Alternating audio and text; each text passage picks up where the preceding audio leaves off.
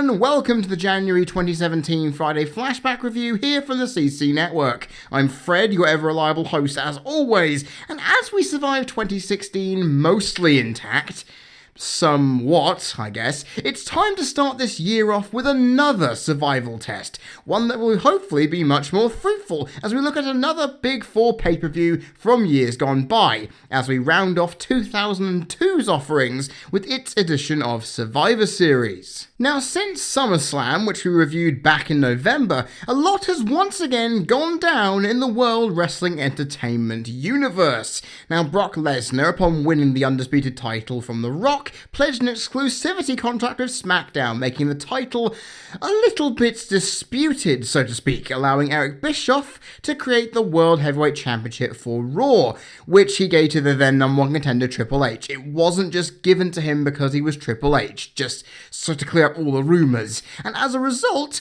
the Red brand had to solidify its new championship's power by unifying pretty much every single belt on the roster with it to prove that it was indeed the only belt that Raw needed, with the IC title and the Hardcore title merging after SummerSlam, with the IC title then merging with the World title itself at No Mercy, while the WWE Tag Team Championships were renamed the World Tag Team Championships to accommodate with the new SmackDown WWE Tag Team Championships being made in opposite. And of course, the open season, which caused many wrestlers to switch brands willy-nilly, ended up closing in late September, which left many wrestlers irritated, especially on Raw, as they had to work under Bischoff's, I would say, tyrannical notions. And on top of that, we also saw the debut of the Raw Roulette, that awful fake wedding of Billy and Chuck, hot lesbian action, HLA, and the Katie Vick storyline. Dear God Almighty, WWE was still the crazy television that we all know, but some of its storylines in this period were very heinous to watch. Nonetheless, now the brands had settled down and semblance of normality has now come to pass, Survivor Series looked to be a true battle between the brands, with both trying to outdo each other, with specialty matches and attractions galore. So let's see which brand has superiority, and whether this show of quite good looking matches on paper can live up to its billing as one of the best Survivor Series events ever. WWE Survivor Series 2002 took place on the 17th of November 2002 at Madison Square Garden in New York City, with 17,930 people being crammed into the world's most famous arena to witness what looked to be, on paper anyway, a great show. Now, of course, we know Madison Square Garden. If you're a wrestling fan and you don't know what Madison Square Garden is, get into your research right fricking now, as it is a historic wrestling venue with a myriad of events being peppered along its glorious hallowed halls and its history, with 3 WrestleManias, 3 SummerSlams, 2 Royal Rumbles, and this event itself being the second of 3 Survivor Series, being the highlights amongst a plethora of events predating the modern era, where Hulk Hogan and Bruno Sammartino made their marks on their way to becoming legends by winning their first WWE World Championships in this venue. It's pretty cool, I would say. And Always by Saliva was the theme song, with the band performing their song live via simulcast in WWE's The World restaurant, as well as performing Jericho's King of My World theme, which I might add is also a great thing. Now, that is all out of the way, let's get on with this review. We start proceedings in a night of big matches with a 6-man elimination tables match, pitting 3-minute warning Jamal and Rosie alongside the manager Rico against the unlikely team of Jeff Hardy, Bubba Ray Dudley, and Spike Dudley. Now, since their debut after SummerSlam, 3-minute warning had made quite an impact as Eric Bischoff's personal enforcers, I think that's what you can call them, by taking out pretty much whoever he saw fit to entertain his tyranny. They also got an important victory over SmackDown's Billy and Chuck at Unforgiven to make their stock rise even more. However, after being demolished by a soon-to-be SmackDown-bound Big Show, they were ordered by Eric Bischoff to start taking names, otherwise their 3 minutes would be up as well, just like the many that they had squashed. Now, in response, they went after the Dudley Boys and brutalized them before a World Tag Team match against Jericho and Christian. Now, of course, when I say Dudley Boys, I mean Spike and Bubba, because Devon was on SmackDown. Nonetheless, Spike was badly injured, resulting in Bubba having to pick a mystery partner for his tag team title match rescheduled later on in the evening, and it was surprisingly Jeff Hardy. You know, one of the Hardy Boys who wanted to smash Bubba's head in numerous times. Oh, wrestling storytelling, it can forget so many things, can't it? They almost won the match as well, but again, 3-minute warning came in with their manager Rico getting involved, causing mayhem and enough distraction to allow for Christian to cheat and have his team retain the titles. The next week, Rosie and Jamal face off against Bubba and Jeff, with Rico trying again to assist, but he was attacked at ringside by Spike, who hit a Dudley dog to the sideburn stylist. However, the Samoans managed to get the win in the end. The next week, on the final Raw before this pay-per-view, the Dudleys got their chance at the Destructive Team, but 3-minute warning once again won. However, this time it was Jeff Hardy who interfered and chased Rico off, but Rosie and Jamal soon overpowered them, hitting their Samoan drop and splashes off the top rope, through a table I might add, setting this match into stone. Now, all looked bad for Bubba, right? This match, I've got to say, pretty impressive for him, but he was left alone after Jeff and Spike were eliminated. He took out Jamal, and you thought he couldn't possibly get through this. Oh, but he did, thanks to a helping hand from a returning Devon Dudley. Yeah, Devon Dudley came in to help his tough brother to win the match in 14 minutes and 22 seconds. Well, this match was a demolition derby, wasn't it? A match that was so hectic, frantic and quick that it was hard to really keep track of at times, but it was quite entertaining as well. The spots were big, and the double and triple teaming as well as team movements to help the story build were nicely done, as this match went from just about the right amount of time, and much longer than I expected, which made the eliminations feel much more important as they were dragged out instead of just being thrown through a table willy-nilly. But thanks to a lack of selling, supplementing the unrealistic pacing, it meant that the realism of this match was absolutely nowhere to be seen. The Devon interference, though, was worth its weight in gold, as well as Bubba fighting back, making him look very, very good. Too bad he didn't get a singles push, because seriously, this performance could have actually pushed him towards a mid-card title. But oh wait, they didn't have a mid-card title on Raw, so he couldn't have done it. So Devon's run-in and trade to Raw was actually the best decision on offer. Nonetheless, we then had good moves too. There were some good spots in this match, minus that one botch by Jeff. You know, the one where he walked across the barricade, slipped, and broke through the table himself. It still looked quite sick, but it was definitely a big botch. But all in all, the big spots from the Swanton Bomb through the tables, power bombs galore, it was quite fun indeed, and it added to the excitement overall. So all in all, this match was a quick, fun spot fest that broke open the tension of MSG really nicely, that even despite some of its problems, got this event off to a white-hot start that it needed with a 2 3/4 star display. It's a good way to kick things off, and while it may not be the most memorable match in the world, I will say this, it is a very entertaining one that you really should check out if you want to see some crazy tag team action to really start a pay-per-view off the right way. Next up, ladies and gentlemen, we have our first title bout of the evening for SmackDown's Cruiserweight Championship, with the incumbent champion Jamie Noble taking on Billy Kidman. Now, through some interference from Nydia, Noble successfully managed to beat Tajiri at No Mercy to retain the championship, but a couple of weeks later on SmackDown in a mixed tag match, he got pinned by Billy Kidman. Noble then ended up losing a non-title match the next week, with the champion looking quite frazzled, thinking, what the hell, how did I just get beaten twice in a row by this guy? The question was, of course, with this third match being made, whether the champion could stem the tide and retain his title. Well, the thing is, ladies and gentlemen, unfortunately for this country boy, the The losing streak continued as Billy Kidman won off a shooting star press to gain the title in 7 minutes and 29 seconds. This was a bout that showed what the cruiserweight division was all about. Quick counters, fluid moves, great showings of technical and athletic skill, and who'd have thought you'd see that out of two of the heavier cruiserweights out there? Seriously, these guys aren't thin as sticks. Nonetheless, this was more interesting than the meager build made it out to be, and I can thank the sheer skill of Billy Kidman making this an exciting match that just got better and better as it went on. It may have only been around 8 minutes, but they put in so many good moves and a quick but steady pace, with momentum shifting constantly, with the story of Noble's frustration and desperation to hit just about anything out of the park to put Kidman down, alongside with Nydia's working to wheel the crowd around, and it made the match stand on its own when it could have easily floundered. Now, there are so many good moves in here.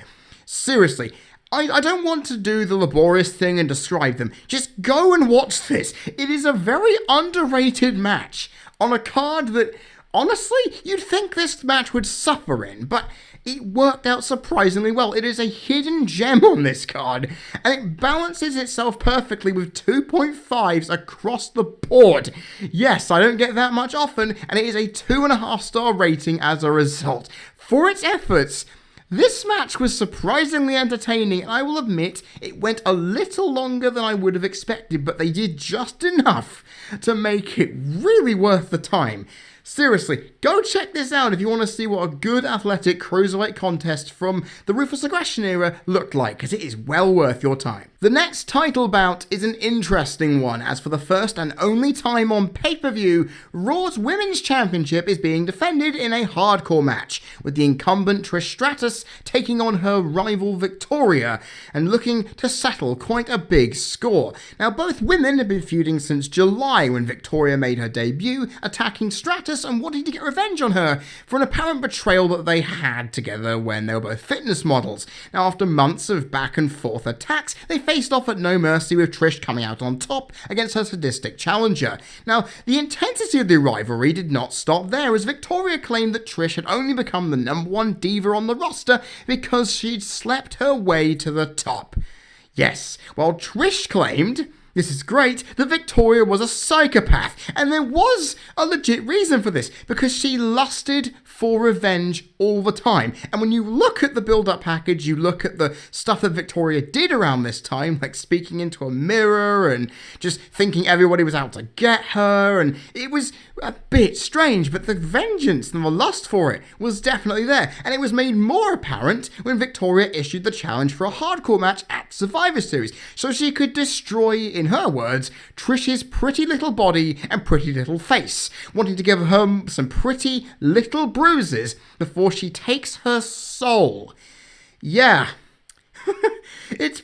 Sorry, when I say those words, it's pretty crazy, but this is how the best women's feud up until the Mickie James storyline came through. Similar psychopathic tendencies.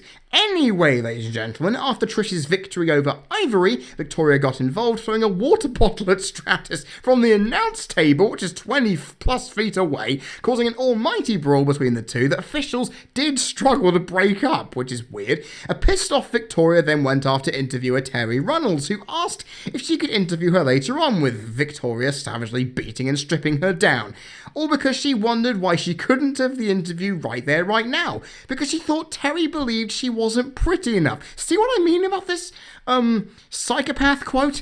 It comes through when you look at the actions. Although, then again, I know what being psychotic really is like. But anyway, ladies and gentlemen, Bischoff decided the next week, after what had happened, to put Terry Runnels in a match against Victoria, with the evil woman wanting to warm herself up before the match on Sunday's pay-per-view. Terry refused to wrestle, but was threatened with being fired by her tyrannical, power-hungry GM, and Terry admitted to Victoria in the ring that she is the lesser woman of the two, and in response to this compliment wanted the match to be called off. Which does happen, but Victoria, being the bitch she is, still wanted to rip her head off, resulting in another savage beating for the interviewer. But finally, Trish Stratus came down, but before she could get her hands on the challenger, the officials broke them apart, with Victoria laughing maniacally at the champion, as these two couldn't get their hands on each other. Oh, there's some good stuff in here, and we aren't even at the match yet, lo and behold. However, against all of Trish's good efforts, Victoria did manage to get her revenge, pinning the champion off a fire extinguisher spray, and a snap suplex for the win and the title in 7 minutes and 1 second. Now, considering this is a violent women's match, before they went mainstream in recent times of what Charlotte and Sasha did, this was decent, but it wasn't well executed. Now, to say this bluntly, there were some sloppy botches and miscues that made the intensity of the rivalry that we'd seen in the build-up not get adequately displayed on show here. The crowd were somewhat interested, but outside of Trish's minimal offense, weren't interested in Victoria. This is, of course, before she got all the things she said as her theme song, which, again, I will admit was a brilliant idea. The thing is, the pace was fast but methodical, balancing the styles of both women, which brought the match to something good, and it lasted just the right amount of time to tell its story. But again, I have to mention it, thanks to the botches, and honestly the lack of an oomph for the finish, it didn't hit the heights that I was really expecting. This match felt like it was going to be amazing. It felt like it was going to be great and bigger, but it came across as a good effort, but nothing more. Seriously, this match should have been a lot more than this, and I'm a little bit annoyed with this, because I remembered this match when I first saw this event being really good. But when you look at it and take it apart critically, there is a lot of problems here. But there was just enough story in there, and just enough timing in there, and a good few bits of weapon usage to take it into 1.25 star territory. The match did enough to warrant some merit, as I've said, but it should have been a lot better considering the two wrestlers we've got here. They were capable of much, much more than the worst match on the card here at this pay-per-view. Next up, we have the WWE Championship match, featuring the next big thing and defending champion Brock Lesnar taking on The Big Show. Now, fresh off pummeling Undertaker into a bloody paste at No Mercy in that Hell in a Cell match, which I really hope I get to review at some point. That match is so good. Lesnar looked absolutely unstoppable, and he got given a massive rub by Taker on SmackDown, with the dead man calling him the best. Seriously, Taker did a lot to put Lesnar over in that feud, and it was great. And also, to see Taker actually looking weak in defeat, holy shit. Anyway, however, that nice respect fest was interrupted by a debuting Big Show, who, of course, after fighting with Eric Bischoff, got traded to the Blue brand and immediately set his sights on taking down the almighty champion, saying that he didn't have the guts to face the Giant, and he laid down a challenge for Survivor Series. Show made his statement of power quite an emphatic one by throwing an already beaten and broken down Undertaker off the stage, putting him out of action. Backstage, Lesnar accepted Show's challenge, but, however, this is the little bit of a linchpin here that makes this storyline really interesting. Paul Heyman showed doubt in his client. Yeah, didn't think you'd see this coming nearly over half a year into his debut, right? Heyman thought that the Hell in a Cell match had changed Lesnar, not believing that his beast could actually get the job done against the Big Show, saying that it's not possible to manhandle the Big Show, and unlike other members on the roster, you're going to be the underdog here. Show then bigged himself up by highlighting what he did to Taker in one night, that what Lesnar couldn't do in 8 weeks of feuding, which is pretty damn powerful, and promised to do something to Lesnar that had never been done before, and he followed up on his statement by chokeslamming the champion through the announce table. Jesus Christ. Now, an angry Lesnar got even angrier, as Los Guerreros and others highlighted that he couldn't beat the Big Show, and every time Show proclaimed how much better than he was, well, let's just say this, Lesnar absolutely exploded, much to Heyman's chagrin, as his advice to Lesnar was repeatedly ignored by his temperamental client. Ooh, baby. Big Show then interrupted a non-title match against Eddie Guerrero by throwing Lesnar off the stage, just like Taker, with Heyman aghast as to what had actually happened. On the final show before the pay-per-view, Heyman tried to reason with the Big Show to stay away from his client until Sunday, and he tries to tell his client Lesnar not to do anything because his ribs are hurt from the table and the stage throw. But Lesnar, well, he decided, despite his injuries, to call out the Giant after shouting down Heyman, which is something we haven't yet seen in the modern day, and they brawled. They brawled, ladies and gentlemen, with Lesnar viciously smashing Show's face in with a steel chair 3 times. Now, as his challenger was left a bloody mess, many wouldn't question that Lesnar couldn't manhandle the Big Show, but when push came to shove in a sanctioned match, could the champion get the job done? Unfortunately, though, for Lesnar, he couldn't, but it was the most craziest of reasons you could think of. Lesnar had Show beaten following an F5, but Paul Heyman pulled the referee out of the ring.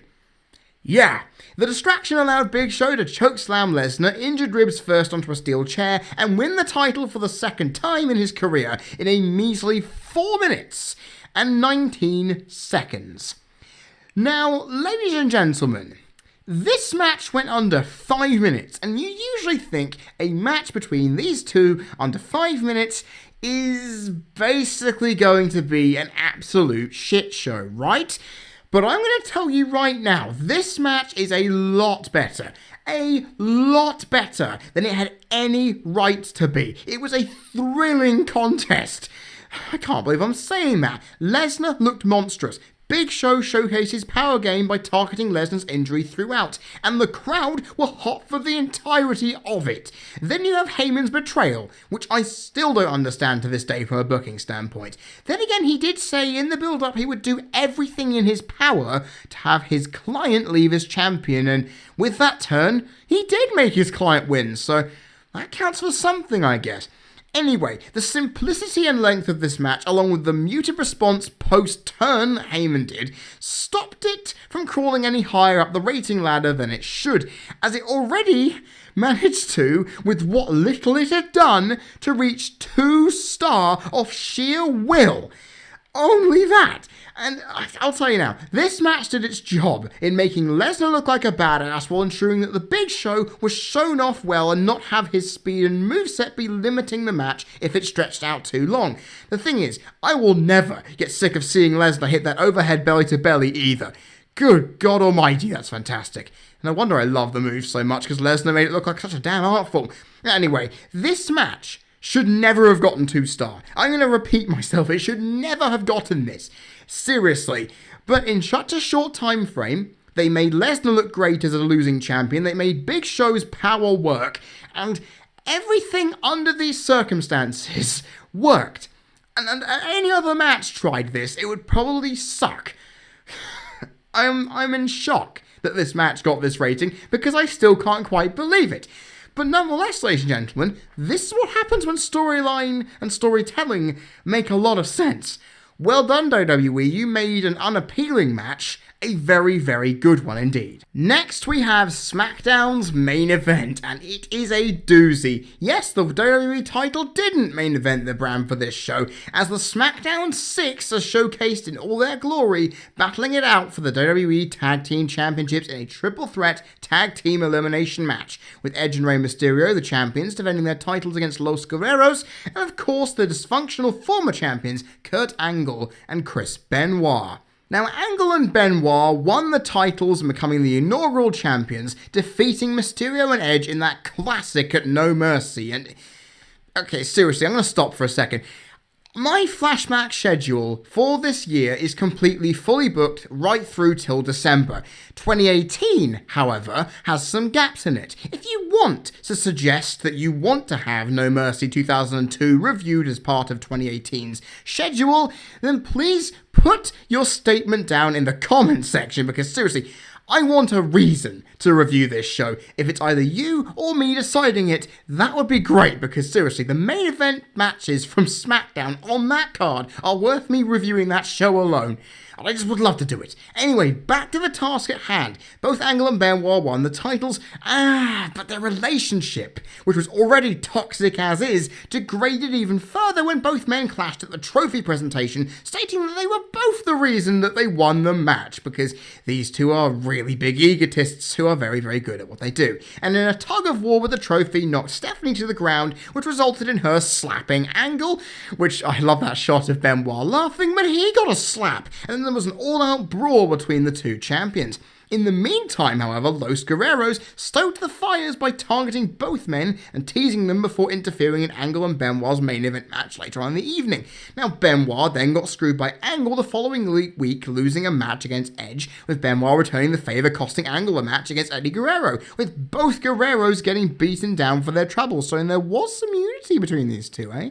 The champions weren't done yet, though, as they brawled backstage, with Angle hitting his Angle Slam on the Crippler through a table. The next week, Edge and Mysterio faced off against the champions in a 2 out of 3 falls match, with the belts up for grabs, which they won, becoming the new champions. And while Los Guerreros were angry they weren't given the shot, considering how much they'd done to the champions to deserve them, they got their wish, however, as finally in a match between Angle and Benoit on the final SmackDown before the pay-per-view, the Guerreros interfered and started a brawl within which the new champions got involved too, but it was Angle and Benoit who both came out on top. However, their issues were still apparent as Benoit refused to hug Angle after the match and decked him for good measure. The Guerreros were inserted into a tag team rematch, making this a triple threat tag team elimination bout. Oh boy, oh boy. Now, I'm going to make a slight adjustment to my ruling here. This match did get 3 stars plus, right? And usually that would mean I go into play-by-play detail. But as I'm going to go into play-by-play detail for the main event, and it is a long one, I might add, I felt that this match didn't really need to have an in-depth analysis because, again, like I'm saying, go watch it if you really want to know what happened. Nonetheless, like all matches thus far tonight, this tag team elimination match resulted in a title change. Oh yes, it did, with Los Guerreros winning, making Mysterio tap out to the lasso from El Paso in the last elimination, becoming the new tag team champions in 19 minutes and 25 seconds. Now, of course, we've had a hectic spot fest, we've had a hardcore women's match, we've had a very short title match for the world title, we've had a really technical, fluid, athletic cruiserweight match. And this, of course, was the grounded mat wrestling contest of the evening, and it showed the talent of all 6 men involved quite well indeed. And it was, of course, a difference in styles from the speedy to the skilled, the technicians to the top rope divers, and it was all lovely. It all got put on show, and while it was never going to live up to the great match that No Mercy provided, it was still very entertaining indeed. The double teams and the psychology of the Angle and Benoit situation, along with the Guerreros' cunning tactics and Mysterio and Edge's high-flying, risk-taking offense, combined and flowed with a good balance of pace to make sure that this slow-burning bout was a fun one to watch, but it was let down by a patient crowd that took their time to get into it.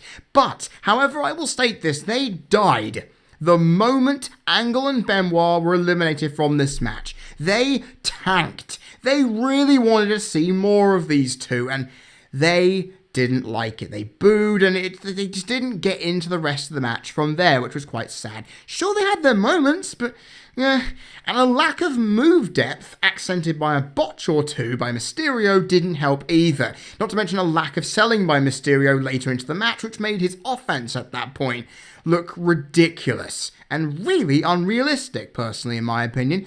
It was a match that I enjoyed, but I felt went a little too long, doing too little, so when it got to its climax, it didn't have enough time to fill out the gaps. And was including the Guerreros too much for this? Couldn't we have just had a normal one? Was the elimination format a hindrance for it? Was its place as the first long match on this card a problem, since the opener was the last one that lasted over 10 minutes on this thing? And after some fast matches before it, did the crowd just lose energy in building up for the Elimination Chamber match that followed? You know, there's a lot of questions I can ask about why this match, with the talent involved, didn't get above 4-star, let alone 3.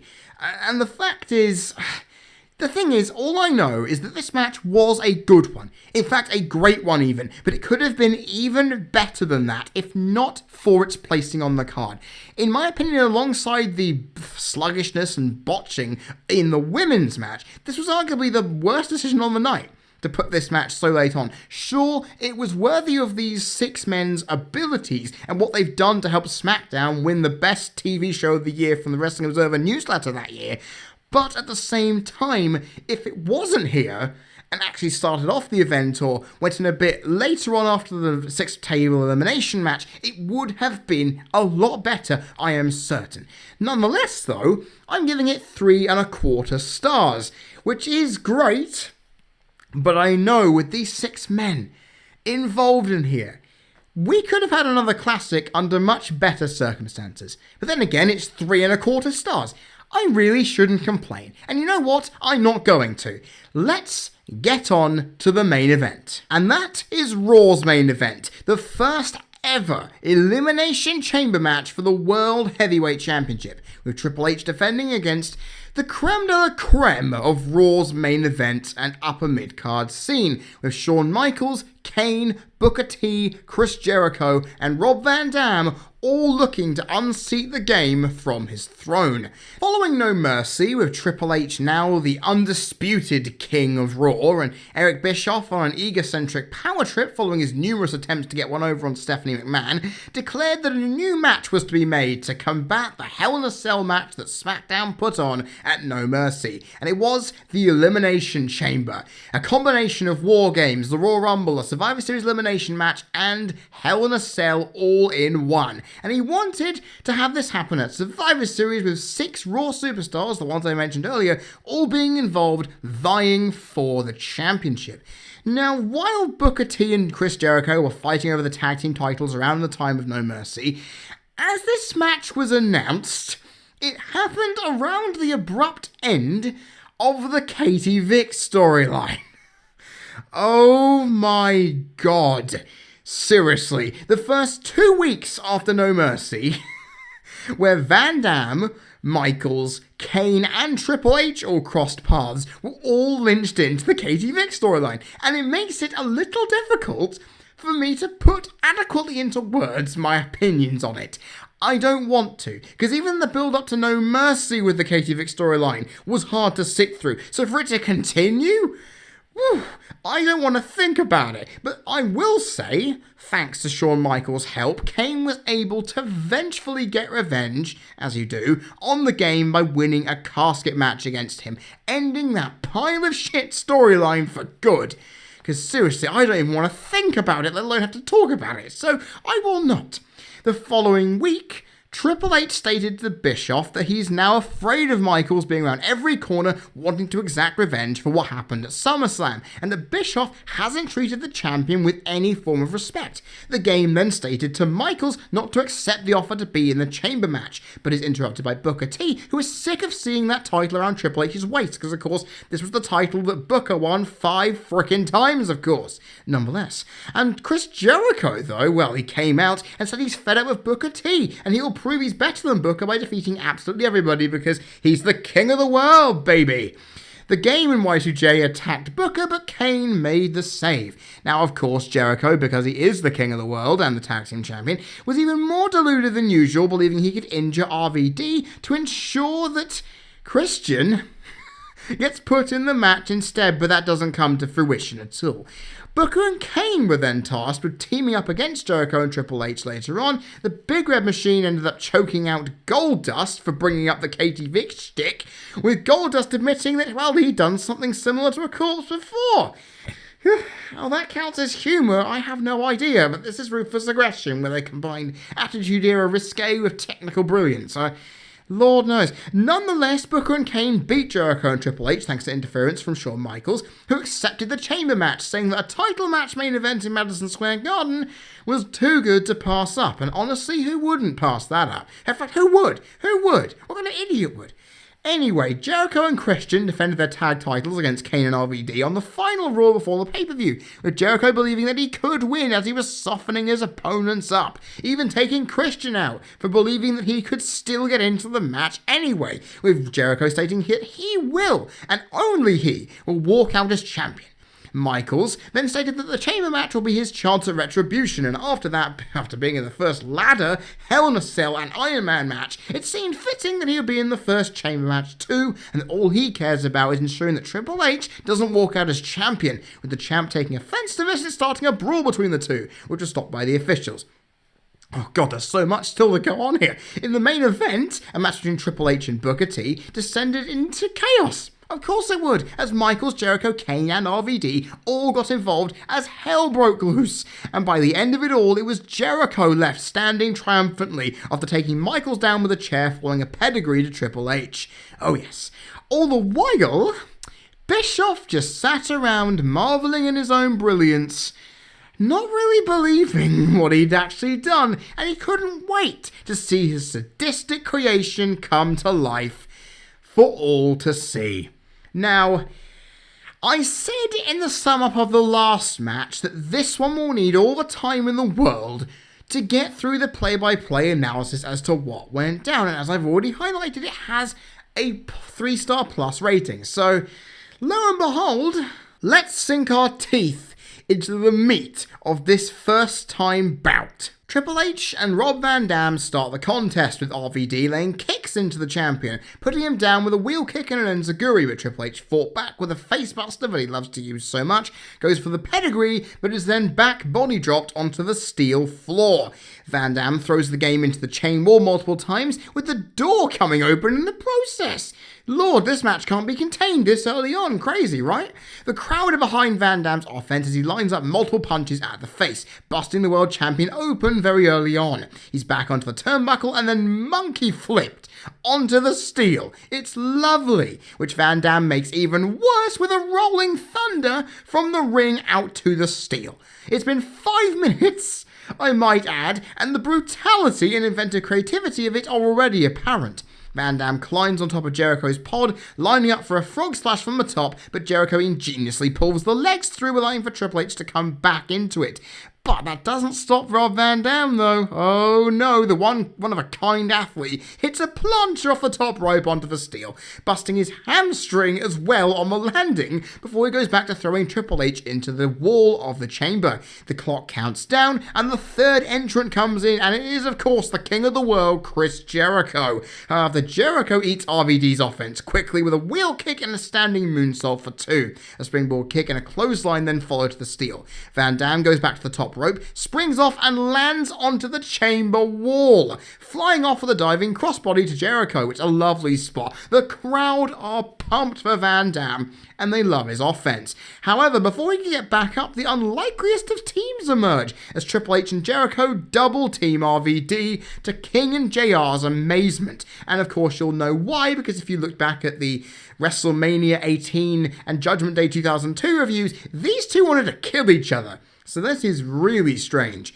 Nonetheless, Van Dam fights out of it, but is hit with a high knee and a senton, putting him down again as these two rivals, who I again have to highlight nearly killed each other earlier in the year, are a tandem. It's nuts. Anyway, Jericho teased Shawn Michaels with a DX crotch chop, because he can. Now, that was funny. Jericho and Triple H throw RVD back first into the chamber wall multiple times, laying the fan favourite out, but he comes back avoiding a shoulder thrust by Jericho into the post. It smacks hard, I'll tell you. Triple H then takes him down again with a thunderous DDT as the counter goes down, and the fourth entrant, Booker T, enters the match on adrenaline or something, taking Jericho and Triple H out to the steel to a massive pop with the Spinneroonie following in Madison Square Garden. Whew. Gotta love that stuff. He stares down RVD, but then kicks him low and goes for all shots. These two respect each other, but they're not going to stay out from fighting as they're nailed with a high kick, with the OCW champion doing his job to put RVD down. More exchanges follow between the two, but again, a fresher Booker T is able to take advantage as Triple H comes in and eats a scissor kick. Jericho takes Booker to the outside and he eats a drop kick, with Van Dam and Triple H being left alone, once again like the beginning. Van Dam goes to the top turnbuckle and then climbs up to the top of the chamber pod. And he hits a 5-star frog splash from the top. The crowd goes ballistic and Triple H writhes in pain. Quite a legitimate reason for it as well, because not only did Van Dam land on him, he landed with his knee on the game's throat. Yes, which damaged the game's larynx. Whew, not a good thing at all. With Van Dam, however, selling even more amazingly too. He gets to his feet, but Booker T hits a textbook dropkick to get the cover for 3 and eliminate the live wire of the match in the first elimination of the bout. The crowd are not very happy, they are booing a lot. Booker then goes for the 3 to Triple H, but because Earl Hebner is too distracted trying to get Van Dam out of the ring to notice, the game was allowed to kick out at a very long 5 or 6 count by then. Seriously, the game should have been out, but he's still in it by sheer luck. Jericho sets his sight on Booker, hitting the one-handed bulldog and landing on his feet off the lion salt, with Booker coming back with a very high, over-the-shoulder spinebuster 4-2. It is a beautiful piece of maneuvering. The counter goes down as Kane comes into the match, and he lays waste to pretty much everyone he can see, and he launches Jericho like a dart into the chains of the chamber wall, and then he throws him through the plexiglass. Now, of course, many people thought it's bulletproof glass. It's going to shatter much like glass, which explains the grates, over the steel floor, so bits of glass can fall through. Alas, that was not to be. It was just a thick sheet of, I believe, plexiglass. Nonetheless, the crowd didn't seem to mind. They were still shocked, and they couldn't believe what they'd just seen, and blood was now coming from Jericho's head. So you see what I mean? They sold it like it went through actual glass, but didn't. Weird. Nonetheless, ladies and gentlemen, Booker gets the best of Kane in the meantime, going for the scissors kick, but he's then pulled at the rope by a stricken Jericho and eats a chokeslam. Jericho then takes Kane out of the way and hits a lion salt on the stricken Booker T, getting a 3 to eliminate him. Jericho then tries to escape up the cell wall, getting away from Kane, but the Big Red Machine stops him from climbing, throws him back into the ring from the side. Crazy. Kane goes for the cover off a suplex and misses the running elbow with Triple H to try to get back into it, but Kane throws him off the turnbuckle to the mat. Kane overall is running absolute roughshod here, and nothing looks like they could stop him.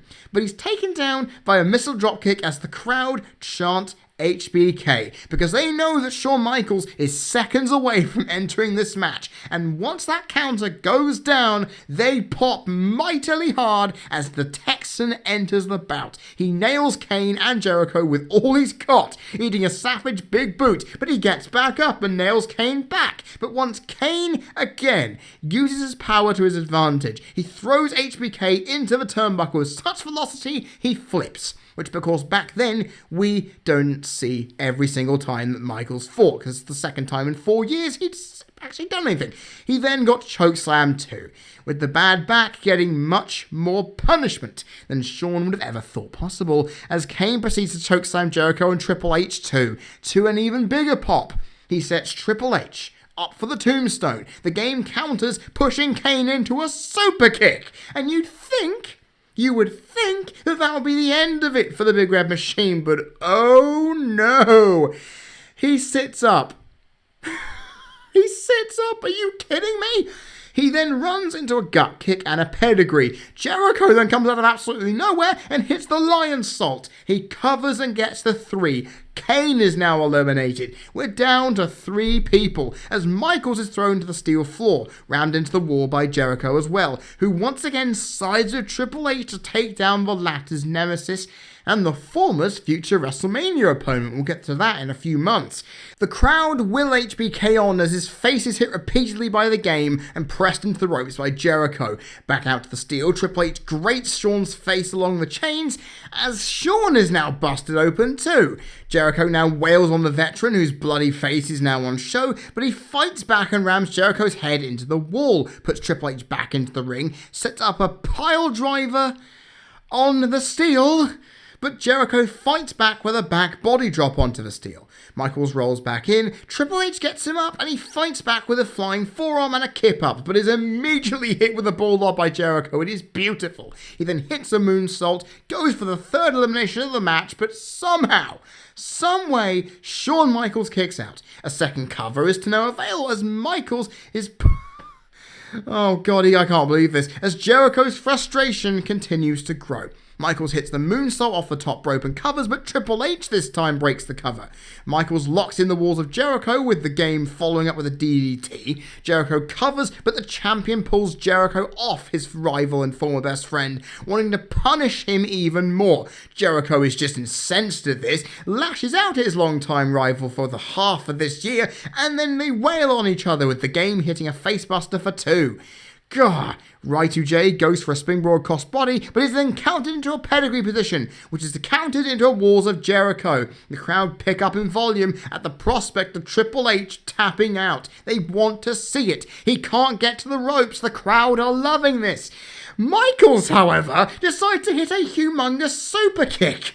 You know, just like he did to Chris Benoit at WrestleMania 20. Again, we are going to get to that in the future. Nonetheless, that super kick, my God, the velocity. He covers for the 3, and we are down to 2. Shawn Michaels and Triple H. And both men proceed to slug 10 bells out of each other as their bloody faces are on show for all to see, with Triple H evening up proceedings with a double A spinebuster and a cover for 2. Michaels then, well, he may be fresher than Triple H, of course. Triple H started the match, but you know how bad Shawn's back is. There is no advantage to being the last in if you have an injury for targeting. As Triple H hits a back body drop on the steel floor to again antagonise the back. Shawn fights back though with a throw into the wall. He lines up with a pedigree onto the steel, but Triple H fights back, lines up a catapult position, and then hits a catapult through the plexiglass. Jesus Christ! The game then puts Michaels back in the ring, covers, but somehow again, through sheer force of will, Shawn Michaels kicks out as the MSG crowd is willing him up as he crawls up Triple H's legs and trunks. Triple H, he punches back. They then again wail on each other, with Michaels again eating the facebuster, with the game once again controlling the bout as we enter these last moments. Triple H goes for the pedigree on the steel. Michaels counters and catapults the game, this time into the chamber wall. Michaels then takes Triple H to the ring, lines up an elbow drop, not just from the turnbuckle, but from the top of the damn chamber pod, and he hits it with grace. He decides to not go for the cover, because he wants to punish Triple H more, lines up the sweet chin music, and he goes for it. He runs with Triple H grabbing the leg and hitting the pedigree. The crowd are stunned, and they're voicing their displeasure. However, to their relief, the world champion, who has been in here from the first bell nearly 40 minutes ago, I might add, he can't capitalise right away. He goes for the cover, but Michaels kicks out at 2. Both men get back up. Triple H goes for another pedigree. Michaels back body drops him and then hits a beautiful sweet chin music with authority as the crowd lose it. And I just don't mean lose it. This amazing crowd of nearly 18,000 people popped like a powder keg. It was insane. Michaels covers, and he gets the 3. We have a brand new world champion. And he hadn't held the world title since 1998, but Shawn Michaels, the Heartbreak Kid, the man, once again has climbed to the top of the mountain, winning this absolute slobber knocker in 39 minutes and 20 seconds. Confetti fell from the ceiling. Triple H is stretched out as a bloody mess due to his larynx. And Shawn Michaels is just lapping it up as the pay-per-view goes off the air, with a shot of Michaels having his hand raised by Earl Hebner, the man who won him his last World Championship match at Survivor Series 1997, when he wasn't champion, of course, as the World Championship finally has a legitimate title holder to call its own months into its inception. Well, what more do I have to say? This is how you debut a new stipulation. You give it time to build. You highlight its brutality and have enough story factors and spots to bring the crowd to life. It paced itself pretty much perfectly, only losing out due to its latter fast stages. But by that point, I'm just really enthralled by it. Triple H lasting to the end, a fresh but easily worn out Michaels winning the belt, and the rest of the lot almost killing themselves, or each other in the process, and some unlikely team by Triple H and Jericho added even more to proceedings. Now, this match did have its moments where it slowed down and not much happened, meaning the crowd lost excitement and it left its middle point lacking, and a lot of people can understand that. But the slow burning of Shawn Michaels' eventual win lengthened this match a little too long than I honestly thought it should have. This match probably should have lasted 35 minutes, not 39, in my personal opinion. But then again, those 40 minutes went by quickly because the match, even with its slower moments, did try its hardest to make you care. Overall, it was quite enjoyable, and it fit the theme of survival that the Survivor Series has. There wasn't a Survivor Series tag match on this card, remember, so this was the big survival concept. All in all, this endurance test and a challenge was fun to watch. It had its moments, and it made the wrestlers look good, and it did its job of making Shawn the man again. Overall, even with its problems which do limit it from any further than this, it was quite a fantastic watching experience. But like I've just highlighted, when you look at the ratings I've given, it definitely should have probably gotten more, but it had enough issues to where it stopped itself from getting any higher than a 4-star rating. It's the best match of the night by quite a bit of distance.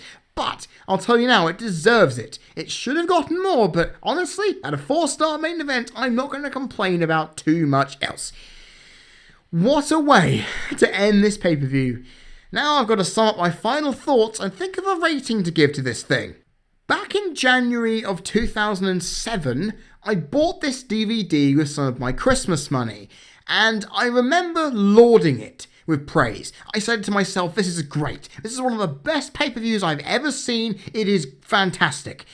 Going into this flashback review, I was a little bit unsure as to whether my nostalgia and my memory of over a decade ago would stand up to my modern standards of critique and analysis.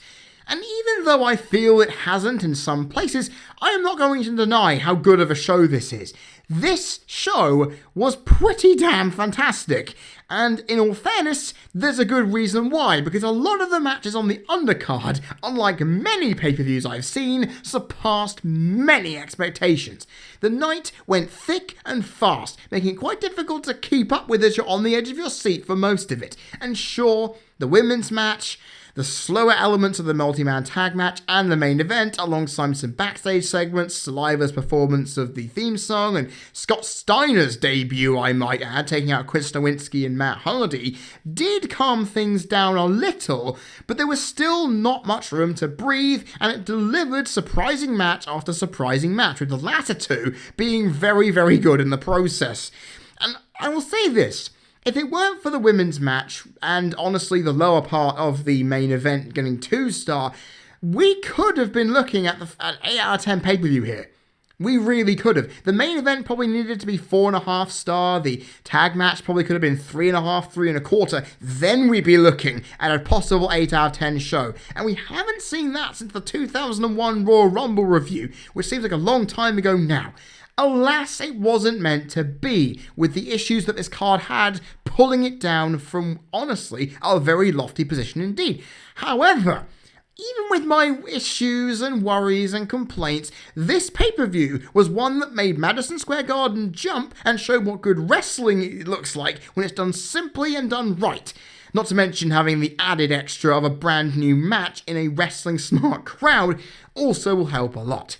This event wasn't as good as SummerSlam 2002. Hell, I would find many events to not even match up to that. But of course, no event ever will be. However, for what this event did with so little matches on it, I have to dish out the applause because this is how you make a 6-match card feel. It felt big. It felt epic. The whole pay-per-view felt like a massive occasion. And it replicates that in its rating, ladies and gentlemen. Survivor Series 2002 gets a very stellar 7.5 out of 10. I said before, it was close to getting a 7.75, even an 8. But sometimes things just aren't meant to be, like I've already said. However, I will gladly watch this event over and over again anytime, because no matter where it pops up in my top 10 pay-per-views of all time, I will say that it was well worth the watch. Well, there you have it, ladies and gentlemen. The 2002 Survivor Series, January 2017, Friday Flashback pay-per-view review is done. And I hope you've all enjoyed this, because it's been so fun to watch this show back and also realise that this is the first video in a full month of properly scheduled content that this channel has done in quite some time. It's a big relief to start 2017 off knowing I have a lot of things going for me. Nonetheless, what did you all feel about this show? Do you feel it is as good as I rated it? Is it worse by some bizarre coincidence? Overall, if you have your say, you know where to put them. Down in the comment section below. I'll be glad and very happy to read them, as I always am. And of course, with a return to schedule, we've got the Fur Fighters playthrough starting up soon. We've got the review of the 2017 Royal Rumble as well. And all seems to be going well. So if you want to keep up with all that this channel has to offer within the next month, well, all you have to do is click that subscribe button down there, and also click that little bell to ensure you don't miss out whenever a video is posted due to YouTube's new algorithm issues. I will be very appreciative if you do that. It'll mean the world to me. Now, looking at next month's Friday Flashback, it is just as short but no less epic as this. Because, ladies and gentlemen, for the first time ever, I am going to be checking out a pay-per-view that not only I have heard many good things about, but I've also been recommended it by Mark Pearson and good mic work in the past. This, ladies and gentlemen, is In Your House Canadian Stampede 1997. That is next month's review, and it'll happen at the end of the month, just like every other Flashback review will be, unless specified in each scheduled video going forward. I cannot wait to watch Canadian Stampede. It's going to be fun. All in all, will it live up to what people have said about it after all these years? That's what these Flashback reviews are to find out. So again, if you don't want to miss that, click the subscribe button down there, and you won't miss it when it comes in late February. Nonetheless, ladies and gentlemen, I have been Freddie Thomas. You have been people listening. This has been the Friday Flashback pay-per-view review for January 2017 for the CC Network. And I will see you all next time. Cheers!